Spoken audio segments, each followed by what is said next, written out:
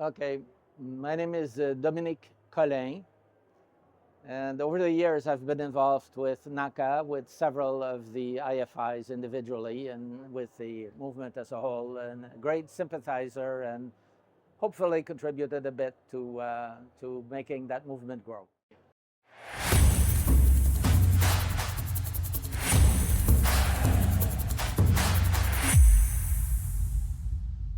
Economic reconciliation is about reconciliation between peoples, between the Canadian people and between Indigenous peoples. You only have a people if you have vibrant and living communities that can support the kind of institutions that keep languages, practices, connection to the land alive. Reconciliation is not about something between Canadians and people who happen to have Indigenous descent. It's about communities. The only way to keep a community strong is to have strong Indigenous institutions that support culture, economic enterprise, and this is what NACCA was all about.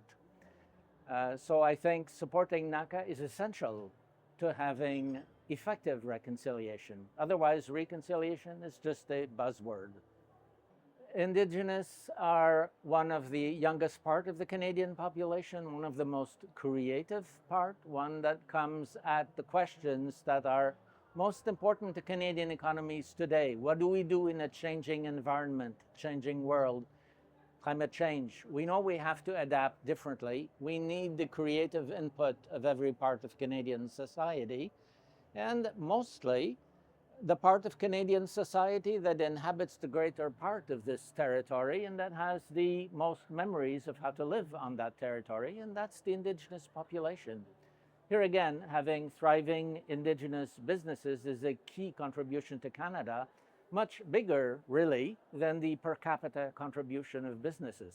This is about creating a Canadian identity, drawing on the knowledge of the people who know Canada best.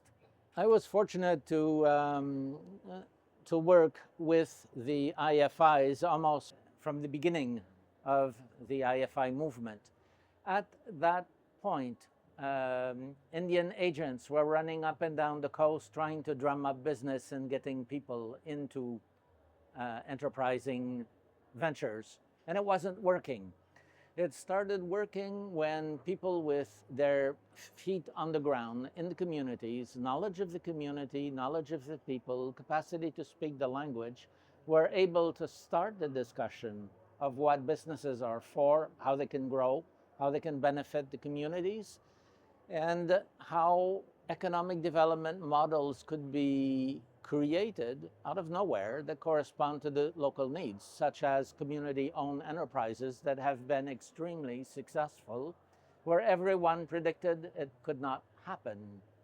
So the resilience of Indigenous people in the economic field has been astounding, and that should be no surprise, given that with the fur trade, First Nations were among the first business people in Canada.